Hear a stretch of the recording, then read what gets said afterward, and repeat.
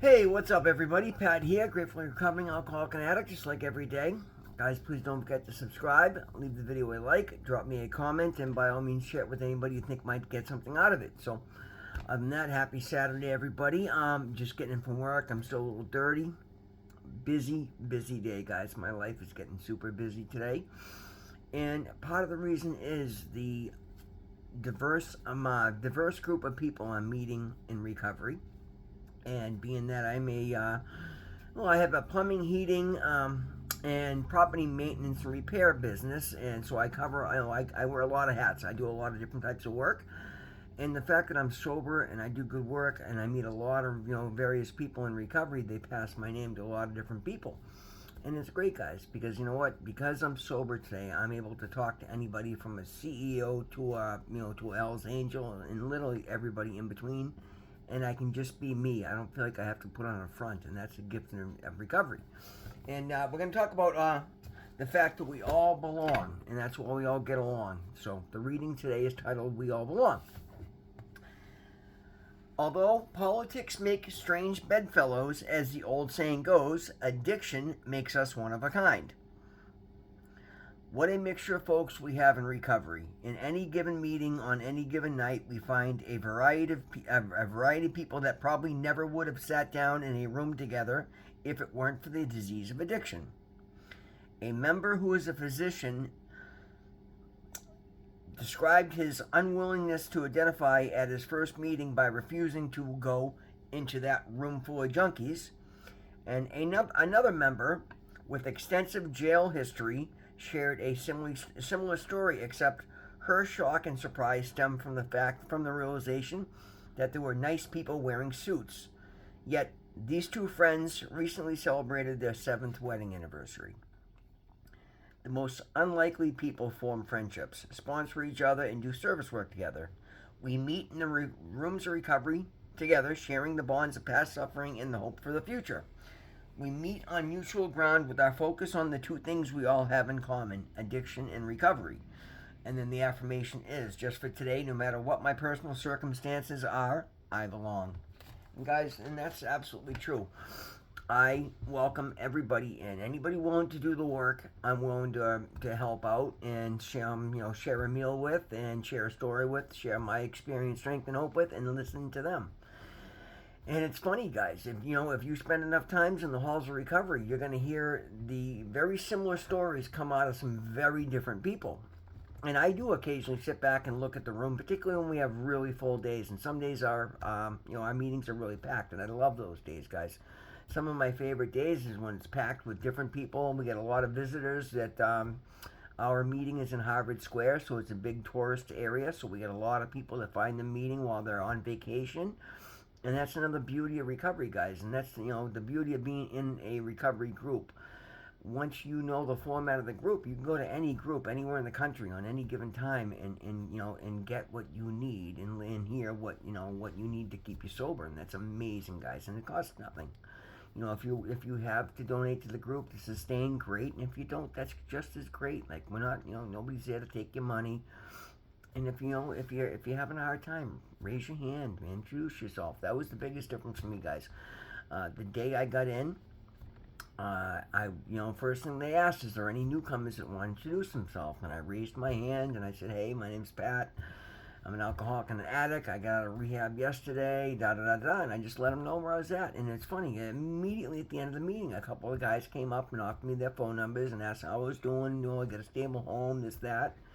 It's great, guys. People just want to help, and I'm one of those people, and I just want to help, and I love that today.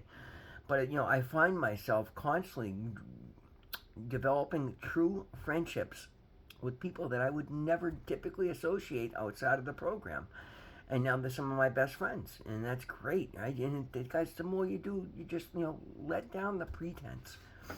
Never think that you're better than somebody else, and never think that somebody else is better than you. It's funny. Usually, it's the people that I thought I was gonna not get along with the most, and they were more alpha dog, and I just thought we're gonna, I'm not gonna like this person. As I get to know these people through their experience, through the suffering that they've endured, and I realize that my suffering matches right up. I feel a kinship, a kindredness to these people, and you start to get vested in them. And then when you see them having a bad time, it's not like you're placating them by asking, like you genuinely feel bad and want to help them. And that's beautiful, guys. And again, the more you do these things, it just comes back to more blessings in your life, right? The better, I say this constantly, the better person you become, the better life you're going to live, the better situations you're going to invite into your life, guys. This is all up to us. At the end of the day, none of us are responsible for being addicts. But when we know that there's a recovery program available to us, and it's available to anybody that wants it, guys, anybody that wants it, there's no, you no longer have an excuse for going out there and doing the things that we were doing. I don't have an excuse to go out there and do that, especially now.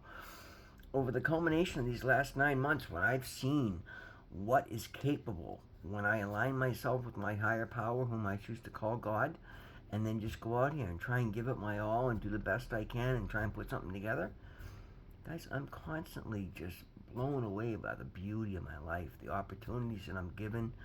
And guys, it's not that I'm doing anything to perfection. I'm still making mistakes on a daily basis, but the difference is when I catch those mistakes, I'm able to rectify them because I'm able to identify them today because I'm doing so many things good that literally, like, my day feels good. The minute I do something wrong, I can feel it in every ounce of my flesh, and I'm like, ooh, I don't like that. I don't like that feeling anymore.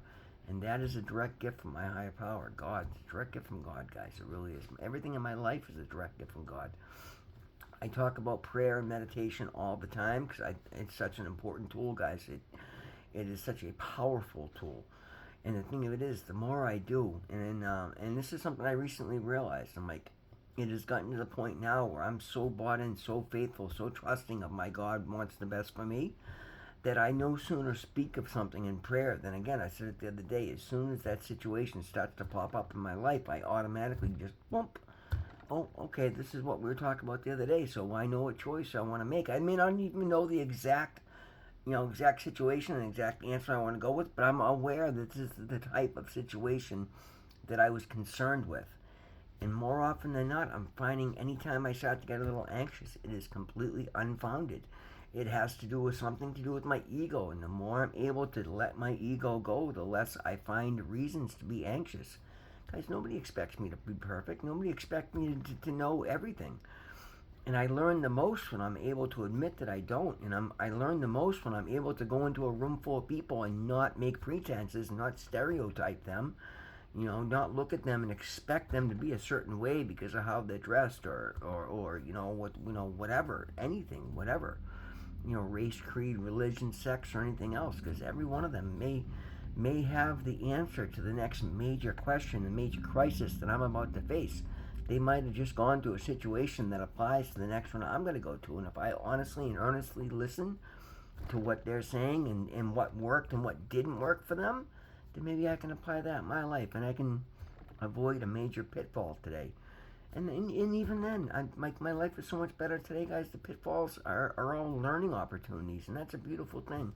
If you can work a recovery program to the best of your ability, you will literally get to the point where you see everything that doesn't happen for your highest good is a direct lesson that you needed to learn and apply, because it's an area that you're either not making the best decision or you're taking a shortcut.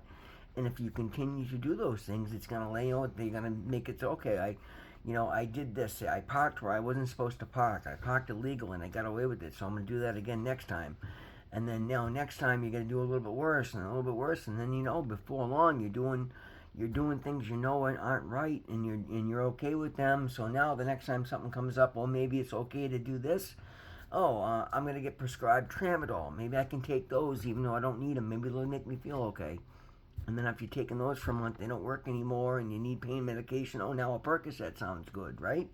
Like, you can't do these things, guys. You got to be the best version of yourself. You got to listen to other people in every room, in every situation. And it's amazing. I love the fact that I'm able to just go into a room of people. Like, I on any given moment during the day, I do a lot of work for people that rent to college kids. I just left basically, not even, I wouldn't call it a sorority house, but it is a family that just rents all strictly to Tufts students. So it's all younger kids, and I go over and I'm able to talk with them, and I got their heat up and running for them, and I took care of them. And they were so appreciative of me coming over late on a Saturday and getting the heat going for them.